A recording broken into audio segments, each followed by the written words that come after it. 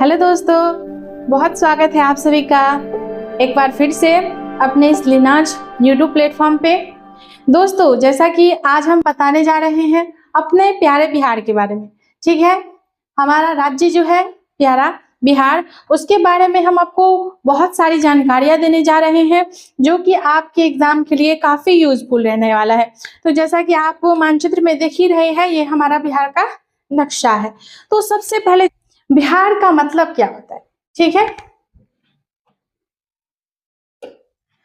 बिहार का मतलब क्या है? देखिए, बिहार शब्द विहार से बना है। विहार का मतलब क्या होता है? घूमना फिरना, है ना। घूमना फिरना, एक जगह से दूसरी जगह जाना आना, उसे ही विहार कहा जाता है। विहार से बना है जिसका अर्थ है बौद्ध मठ। यहाँ पे जिस तरह से गुरुकुल कोचिंग हुआ करते थे ना, उसी तरह से ये बौद्ध मठ हुआ करता था इस बिहार में। ठीक है, इसीलिए इसी वजह से इसका नाम बिहार पड़ा है। बिहार के नाम से इसका नाम क्या पड़ा है? बिहार, जिसका अर्थ होता है बौद्धों का मठ, है ना। ये देखिए अपना प्यारा बिहार का मानचित्र है। देख लीजिए, अपने बिहार में जैसा कि आप जानते हैं 38 जिला है ना। और ये रहे 38 जिला का नाम। ठीक है, अब एक चीज और इसमें देख लीजिए कि हमेशा पूछा जाता है बिहार की चौहद्दी। तो देखिए, उत्तर में अपना क्या है? नेपाल है। दक्षिण में झारखंड है ना। और पूर्व में पश्चिम बंगाल है ना। पूर्व में पश्चिम बंगाल और पश्चिम में क्या है? उत्तर प्रदेश। तो ये हमारे बिहार की चौहद्दी है। ठीक है, ये हमारे बिहार की क्या है? चौहद्दी है। उत्तर में नेपाल, दक्षिण में झारखंड, पूर्व में पश्चिम बंगाल और पश्चिम में क्या है? उत्तर प्रदेश। तो जैसा कि हमने अभी क्या है ना बिहार के बारे में, महाराज बिहार के बारे में जाना। ठीक है, नेक्स्ट देखते हैं।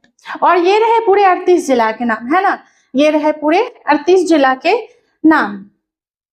अभी तो हमने आपको बिहार का मानचित्र दिखाया, साथ ही बताया कि बिहार का मतलब क्या है। और अब हम आपको दिखाने जा रहे हैं बिहार से रिलेटेड जुड़े कुछ तथ्य जो आपके एग्जाम में बहुत इंपॉर्टेंट है, खास करके बिहार पुलिस एग्जाम में। इसका जो है ना, इसमें विवरण उसका बेस्ट टॉपिक होता है बिहार पुलिस के सिलेबस का, है ना। तो देखिए, सबसे पहला क्वेश्चन है अपना, बिहार कब अलग हुआ? किससे? बिहार जो है सो उड़ीसा से, बिहार उड़ीसा से अलग हुआ कब? 1 अप्रैल 1936 में। कब हुआ? बिहार उड़ीसा से कब अलग हुआ? 1 अप्रैल 1936 में। नेक्स्ट देखिए, बिहार की स्थापना कब हुई? ये अपने आप में मोस्ट इंपोर्टेंट क्वेश्चन है ना। ये जो है सो बिहार के स्थापना पूछ रहा है, किसी भी राज्य की स्थापना आपको याद रखना होगा। स्पेशली हम लोग बिहार वासी है, तो बिहार की स्थापना कब हुई? तो ये हुआ 22 मार्च 1912 को, है ना। कब हुआ? 22 मार्च 1912 को बिहार की स्थापना हुई।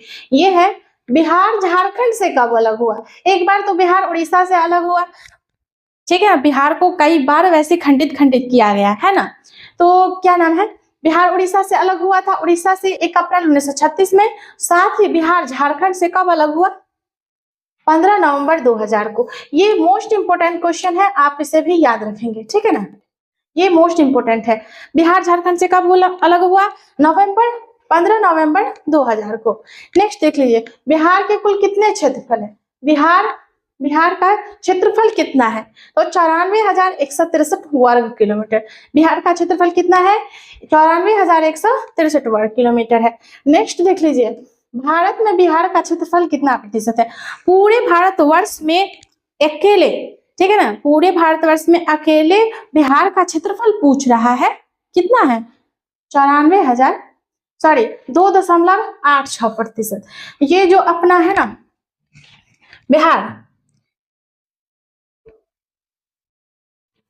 ये जो बिहार है, ये पूरा का पूरा जो क्षेत्रफल है, ये पूरे बिहार का जो क्षेत्रफल है, इसका जो है सो पूरे भारतवर्ष में बिहार का क्षेत्रफल कितना है? तो पूरे भारतवर्ष में बिहार का क्षेत्रफल जो है आपका 2.86% है ना।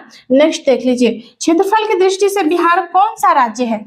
तो क्षेत्रफल की दृष्टि से बिहार अपना 13वां राज्य है। कौन सा? 13वां। नेक्स्ट देख लीजिए, बिहार की राजधानी पटना किस मंदिर के नाम पर रखा गया है? बिहार की राजधानी, जैसा कि आप सभी जानते हैं कि बिहार की राजधानी कहाँ है? पटना है। तो बिहार की राजधानी पटना किस मंदिर के नाम पर रखा गया? स्पेशली पाटलिपुत्र, जिसका पुराना नाम था उसका, वैसे तो पटना का कई नाम है, पाटलिपुत्र, अजीमाबाद, है ना, और पटना ये आधुनिक नाम है। और पटना गंगा नदी, गंगा यमुना सरस्वती तीनों नदियों के संगम पर बना है अपना पटना, ठीक है ना। जो किस मंदिर के नाम पर रखा गया है? पटन देवी मंदिर के नाम पर। वहां एक बहुत बड़े पटन देवी मंदिर है जिसके नाम पर पटना का जो है ना क्या रखा गया है? नामकरण किया गया है। बिहार की लंबाई कितनी है? ठीक है ना, बिहार की लंबाई कितनी है? तो कितना है? 345 किलोमीटर। बिहार की लंबाई कितनी है? 345 किलोमीटर। और साथ ही बिहार की चौड़ाई कितनी है? तो 483 किलोमीटर। अब हम आपको मैपिंग में बता देते हैं बिहार की लंबाई। ये देखिए, ये रहा अपना बिहार है, ये बिहार की लंबाई पूछ रहे, ये 345 किलोमीटर। कितना? 345 किलोमीटर। और साथ ही अगर चौड़ाई पूछ ले, ठीक है, यहां से अगर खींचेंगे आप साथ ही चौड़ाई, तो कितना हो गया? 400, कितना हो जाएगा? बिहार की चौड़ाई की बात करें तो 483 किलोमीटर। कितना हो जाएगा? ये लंबाई हुई आपकी, लंबाई 345 किलोमीटर और चौड़ाई 483 किलोमीटर, है ना। ये लंबाई, ये चौड़ाई। तो इस तरह से हमारे बिहार का क्षेत्रफल याद रखेंगे आप कि बिहार की लंबाई है 345 किलोमीटर और चौड़ाई कितना है? 483 किलोमीटर, जैसा कि मैंने आपको यहाँ बताया, ठीक है। नेक्स्ट देख लीजिए, बिहार का देशांतरीय विस्तार है। देशांतर विस्तार कितना है? 83 डिग्री 19 इंच से 50 डबल इंच ईस्ट और 88 degree 17 inch 40 double inch east, ठीक है ना। और बिहार का अक्षांशीय विस्तार, देशांतरीय विस्तार रहा वो, और अक्षांशीय विस्तार है 24 degree 20 inch 10 double inch north से 27 degree 31 inch 15 double inch north, यानी उत्तर तक। यहाँ अपना बिहार क्या है? विस्तारित है, ठीक है। नेक्स्ट आइए देखते हैं, सबसे बड़ी बात है बिहार की आयताकार कैसे है? बिहार के आकार कैसा है? तो आयताकार है ना। ये देखिए बिहार, वैसे अगर बटरफ्लाई की जैसे कहा जाए तो भी कोई प्रॉब्लम नहीं है। सॉरी, ये तो बटरफ्लाई के जैसे भी लगती है अपने बिहार की आकृति, है ना, बटरफ्लाई के जैसे भी दिखती है, ठीक है। ये अपना बिहार की आकृति ऐसे है। तो सेम टू कहने का मतलब है अपने बिहार की आकृति कैसा है? आयताकार है ना।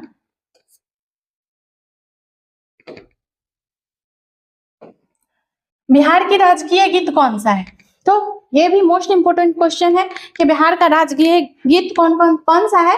तो मेरे भारत के कंठाहार बिहार, तुझको सत सत नमन बंदन, ठीक है ना, जो है राजकीय गीत है। अच्छा, बिहार के राजकीय गीत के लेखक, इसके जो है हमने अभी कहा मेरे भारत के कंठाहार, तो क्या नाम है इसका जो है सो राजकीय गीत के लेखक कौन है? तो इसके लेखक जो है, ये जो गीत है इसके लेखक श्री सत्यनारायण जी हैं। कौन है? श्री सत्यनारायण जी। अब इस गीत को जो है सो अपनाया कब गया था? मेरे भारत के कंठाहार तुझको सतत नमन जो है सो इसको अपनाया कब गया था? तो मार्च 2012 में, है ना। कब अपनाया गया था? बिहार के राजकीय गीत को आधिकारिक तौर पर कब अपनाया गया था? तो मार्च 2012 में, ठीक है। नेक्स्ट देख लीजिए, बिहार का प्रतीक चिन्ह क्या है? बिहार का, अपने प्यारे बिहार का प्रतीक चिन्ह है 2 स्वास्तिकों से घिरा बोधि वृक्ष। आप देखेंगे बरगद का पेड़ जो है ना वो 2 स्वास्तिक चिन्ह से घिरा हुआ है, वही क्या है? अपना राष्ट्र प्रतीक चिन्ह है, राजकीय प्रतीक चिन्ह है। और प्रार्थना की मालाओं से दर्शाया गया है, ठीक है ना, प्रार्थना की मालाओं से दर्शाया गया है। ये 2 चिन्ह जो है सो बिहार के प्रतीक को दर्शाता है, ठीक है। नेक्स्ट देख लीजिए, बिहार की राजकीय भाषा क्या है? प्रथम राजकीय भाषा है हिंदी, ठीक है ना। बिहार की राजकीय भाषा क्या है?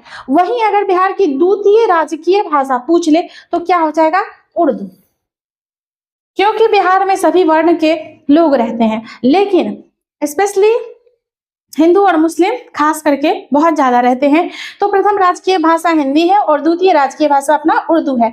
कब घोषित किया गया था? 1981 में। अब सवाल बनने के चांसेस रहेंगे कि बिहार को जो है सो उर्दू का द्वितीय राजकीय भाषा कब बनाया गया? तो क्या कहेंगे आप? 1981 में। ठीक है, नेक्स्ट देख लीजिए।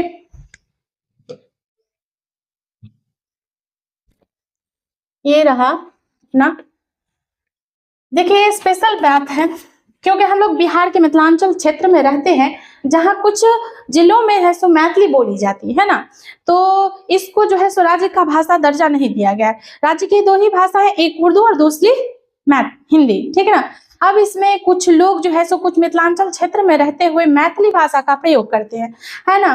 तो इसको जो है सो मैथिली भाषा बिहार की एकमात्र भाषा ही है। ये क्यों? क्योंकि ये पूरे बिहार वाइज में नहीं बोली जाती है, ये कुछ डिस्ट्रिक्ट वाइज में ही बोली जाती है, ठीक ना। तो इसलिए भारतीय संविधान के 8वीं अनुसूची में शामिल है। इसे वर्ष 2003 के संविधान में जोड़ा गया था। कब जोड़ा गया था? 2003 में इसको क्या है ना कि 8वीं अनुसूची के संविधान में जोड़ दिया गया कि नहीं, ठीक है, तुम लोग अब मैथिली का भी यूज कर सकते हो। ठीक, नेक्स्ट देख लीजिए। बिहार के राजकीय चिन्ह क्या है? अब बिहार के राजकीय चिन्ह जैसा कि मैंने आपको अभी बताया था, दो है, दो स्वास्तिक से घिरे बोधि वृक्ष और मालाओं लिए महिलाओं का, है ना। तो ये जो है सो अपना राज्य की चिन्ह क्या है? बोधि वृक्ष है, ठीक है। जिसे कब अपनाया गया था? तो ब्रिटिश शासन के दौरान 1930 से 1935 के मध्य अपनाया गया था। किसको? बोधि वृक्ष जो चिन्ह है ना, वो ब्रिटिश शासन काल के दौरान इसको अपनाया गया कि नहीं, मेरे बिहार का जो चिन्ह रहेगा ये बोधि वृक्ष है ना। ठीक है, नेक्स्ट देख लीजिए। बिहार का राजकीय पशु कौन सा है? बिहार का राजकीय पशु अपना बैल है। क्या है? बिहार का राजकीय पशु क्या है? बैल है। पहले के जमाने में जो है ना सो बैल से खेती वगैरह की जाती थी, अभी भी कहीं कहीं की जाती है, फिलहाल अब तो आधुनिक यंत्र आ गए हैं, ठीक है। तो उसका वैज्ञानिक नाम क्या है? Bos taurus. क्या है वैज्ञानिक नाम? Bos taurus. और नेक्स्ट देख लीजिए। बिहार की राजकीय जलीय जीव क्या है? गंगीय डॉल्फिन। गंगा में जो डॉल्फिन पाया जाता है ना, उसी को गंगेय डॉल्फिन कहते हैं। उसको राजकीय जलीय जीव घोषित किया गया। सो कब बनाया गया? सो देखिए, इसे वर्ष 2009 में भारत का जलीय जीव घोषित किया गया श्री नीतीश कुमार जी द्वारा। इसको जो है सो 2009 में क्या किया गया था? जलीय जीव क्या किया था? घोषित किया गया था कि नहीं, गंगा जो है सो हमारा जलीय जीव रहेगा, राजकीय जलीय जीव रहेगा, ठीक है। इसका वैज्ञानिक नाम है प्लेटनिस्टा गंगेटिका। इसका वैज्ञानिक नाम क्या है? प्लेटनिस्टा गंगेटिका, ठीक है। नेक्स्ट देख लीजिए। तो ध्यान रहेगा क्या है कि अपना राजकीय जलीय जीव क्या रहेगा? गंगीय डॉल्फिन, ठीक है। नेक्स्ट देख लीजिए। बिहार की राजकीय वृक्ष क्या है? पीपल। पीपल का पेड़, जैसे कि बहुत सारी धार्मिक मान्यताएं हैं और वो बहुत ज्यादा मात्रा में ऑक्सीजन देता है ना, तो इसलिए और हिंदू धर्म में पीपल को जो है सो बहुत मान्यता दी जाती है, पूजा पाठ किया जाता है उसको, ठीक है। इसलिए अपना राजकीय वृक्ष क्या माना गया है? पीपल को। इसका वैज्ञानिक नाम देख लीजिए क्या है? Ficus religiosa. क्या नाम है? Ficus religiosa. किसका? पीपल का। कभी कभी पूछ लिया जाता है पीपल का वैज्ञानिक नाम क्या है, तो भैया फाइकस रिलीजियोसा, ठीक है। नेक्स्ट देख लीजिए। बिहार की राजकीय पक्षी पूछ रहा है। बिहार की राज्य के, भारत के राज्य के राष्ट्रीय पक्षी क्या है? पक्षी मोर है, लेकिन यहाँ पर बिहार के राज्य के पक्षी पूछ रहा है तो ये क्या हो जाएगा? गोरैया। क्या हो जाएगा? गोरैया। वैज्ञानिक नाम क्या है? Passer domestic. जिसका वैज्ञानिक नाम क्या है? पासर डोमेस्टिक, ठीक है। आप इसको जो है सो नोट करते जाइए, जब तक नोट नहीं करेंगे और फिर एक नजर देखेंगे नहीं तब तक नहीं होगा, और नहीं तो फिर स्क्रीनशॉट ले लीजिए, ये आपको बहुत फायदेमंद रहेगा, ठीक है ना। ये भी जो मैंने आपको आगे बताई हूँ, इसको भी आप स्क्रीनशॉट ले लीजिए, इसको भी स्क्रीनशॉट ले लीजिए, बहुत बेहतरीन रहेगा आपके एग्जाम के लिए, ठीक है। जो जिसको आता है उसके लिए तो बहुत अच्छी बात है, जो भूल गए होंगे सो रिविजन हो जाएगा, ठीक है ना। तो देख लीजिए मछली, तो इसमें जो है सो राजकीय मछली पूछ रहा है। तो वैसे बहुत सारे मछली होते हैं, मुझे बहुत सारी मछलियों के नाम नहीं पता है, कौन कौन, मांगुर, रेहू, क्या बोलते हैं उसको, बीघट, और क्या सब होता है, कोमलकांट, वैसे मछली सब होती है ना। इसमें से सबसे जो है ना राजकीय मछली जिसे लोग बहुत ज्यादा मात्रा में पसंद करते हैं, उसको मांगुर मछली कहते हैं। क्या? मांगुर मछली कहते हैं। इसको लोग बहुत ज्यादा पसंद करते हैं, है ना। इसका वैज्ञानिक नाम क्या है? क्लारिसिया गारपिनस, गैरिपिनस क्या है? क्लैरिस गैरिपिनस, इसका वैज्ञानिक नाम है। मछली मांगुर मछली है, इसका वैज्ञानिक नाम क्या है? क्लैरिस गैरिपिनस है। ठीक है, नेक्स्ट देख लीजिए।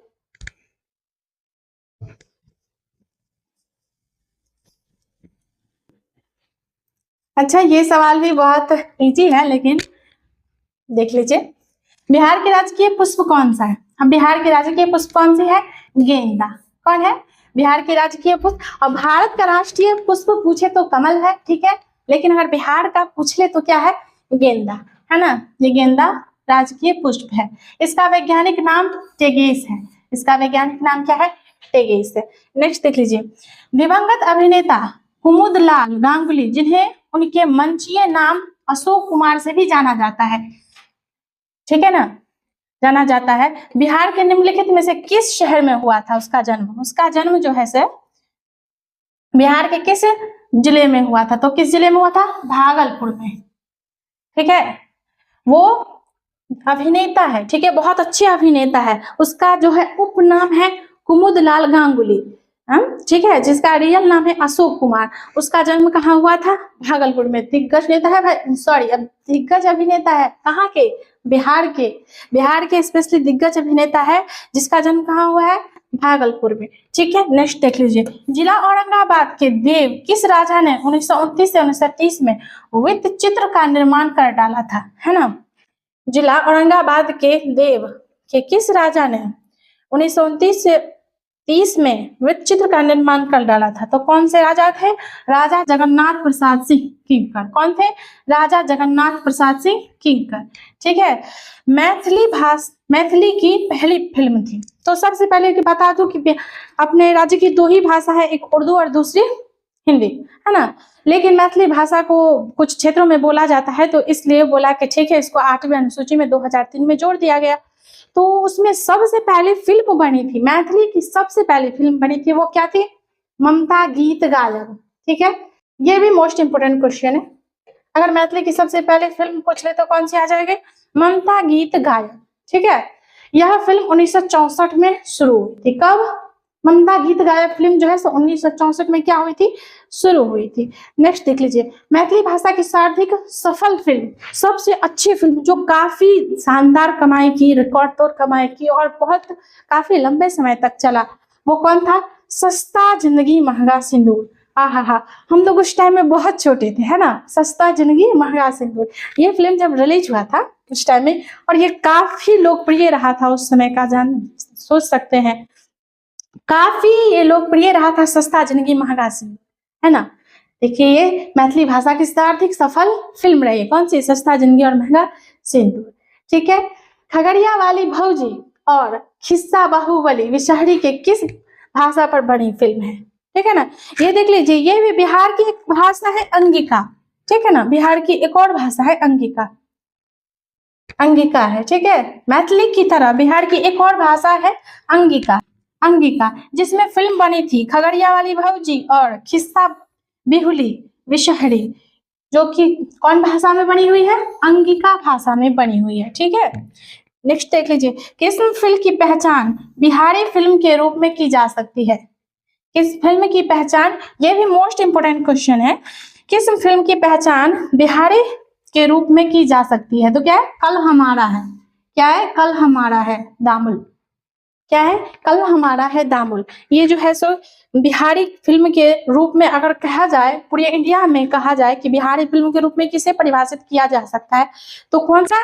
कल हमारा है दामुल, है ना। ठीक, नेक्स्ट देख लीजिए, है ना। तो नेक्स्ट देखिए, ये है कल हमारा है, जैसा कि बिहार का सफल फिल्म रहा है वो चीज, तो क्या है? कल हमारा है बिहार के गिरिराज रंजन सिंह की है ना। ये जो हम लोग अभी दिखाए हैं, जो कि एक बिहारी का रूप देती है, बिहारी फिल्म का पहचान है इंडिया के अंदर, कल हमारा है। इसके जो रचनाकार कौन है? देखिए, इसके रचनाकार कौन है? गिरीश रंजन जी है। कौन है इसके रचनाकार? कौन है? गिरीश रंजन जी है और दामुल प्रकाश झाड़ी। दो आदमी मिलकर के इसको बनाया हो, ठीक है ना। एक गिरीश रंजन सिंह और एक दामुल, कौन, कल हमारा है, जिसको बिहारी फिल्म के रूप में पहचान मिली है, कल हमारा है, ठीक है, कल हमारा है। इस फिल्म को किसने बनाया, गिरीश रंजन और दामुल प्रकाश झाड़ी, ठीक है। नेक्स्ट देख लीजिए, महान बिहारी साहित्यकार फणीश्वर नाथ रेणु, बहुत बड़े लेखक है फणीश्वर नाथ रेणु, ठीक है, किस कालजी फिल्म का संवाद और पटकथा का लेखक किया था, ठीक है, तीसरी कलम। ये तीसरी कलम जो है ना, ये फिल्म है, बहुत पुरानी है, जो फणीश्वर नाथ रेणु द्वारा रचा गया है ना, उसकी कलम से रचा गया है। तो कौन सा है, तीसरी कलम, ठीक है। फणीश्वर नाथ रेणु बहुत बड़े लेखक है अपने बिहार के, ठीक है। नेक्स्ट देख लीजिए, वैसे मैं आपको कुछ दिनों के कुछ ही आने वाले समय में पूरे लेखक और साथ ही फिल्म नायक और बिहार के कौन कौन से गीत है, पढ़ है, फिल्म है और कौन कौन सी चीज है, ये मैं आपको बताने वाली हूँ इसी बिहार के क्लास में, अपने बिहार में। चूंकि अपना टॉपिक ही अपना बिहार है, तो इस पर मैं बताऊंगी फणीश्वर नाथ रेणु, जितने सारे लेखक है, जितने सारे लेखक, सबके बारे में, सबका डिटेल्स, उसका जन्म, परिवार, माता पिता, सबको बताऊंगी। बस आप कंटिन्यू रहिए और वीडियो को लाइक एंड सब्सक्राइब कीजिए, ठीक है। तो देखिए, फणीश्वर नाथ रेणु कि कौन सी थी, तीसरी कलम।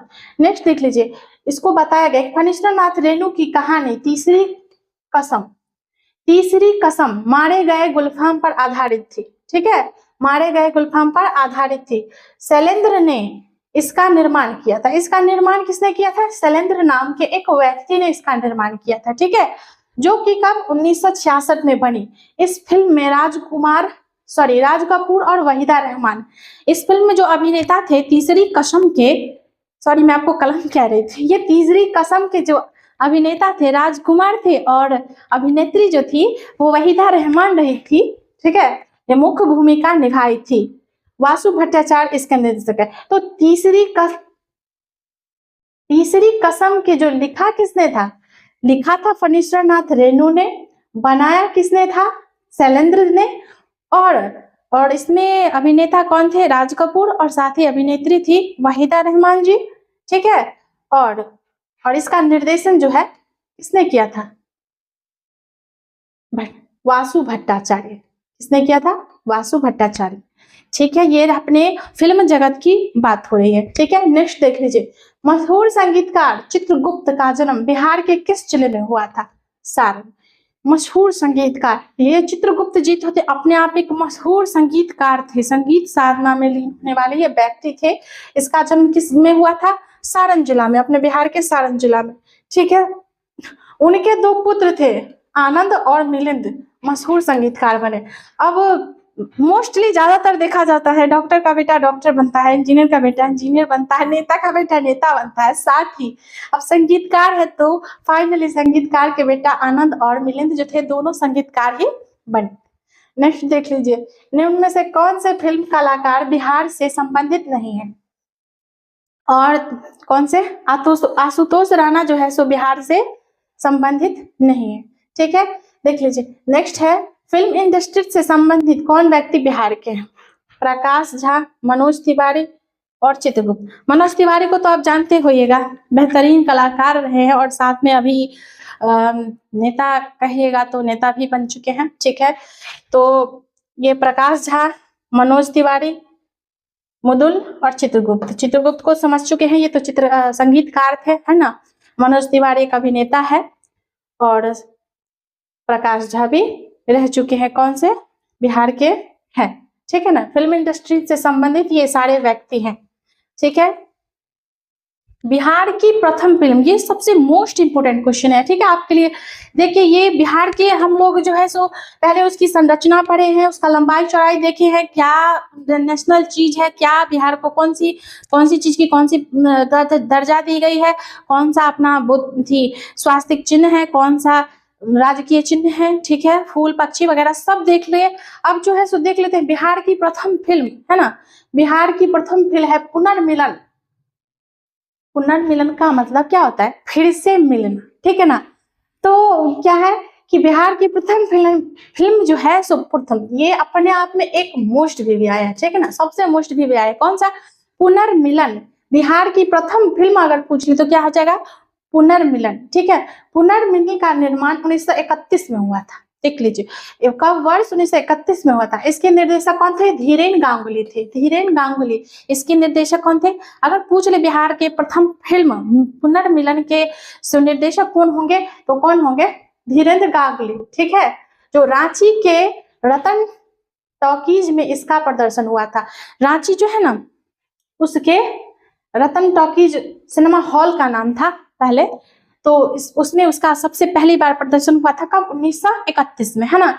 इसका उद्घाटन तत्कालीन गवर्नर सर मोरिस हेलेट ने किया था। उस टाइम के जो गवर्नर थे ना, राज्यपाल, वो जो है सो उसका क्या किए थे? उद्घाटन किए थे उस टाइम में, ठीक है, किए थे। तो सबसे पहले इसमें याद रखने वाली योग्य दो बातें स्पेशल है। सबसे प्रथम फिल्म बिहार की तब पुनर्मिलन होगा, और कब उसकी जो है सो निर्माण किया गया था? 1931 में, और किसने? तो धीरेन्द्र गांगुली ने, ठीक है। नेक्स्ट देख लीजिए, बिहार की प्रथम फिल्म पुनर्मिलन का निर्माण किसने किया था? जैसा कि निर्माण किसने किया था, यानी कि रचा कौन जाता है? देखिए डायरेक्टर अलग होता है, राइटर अलग होता है ना।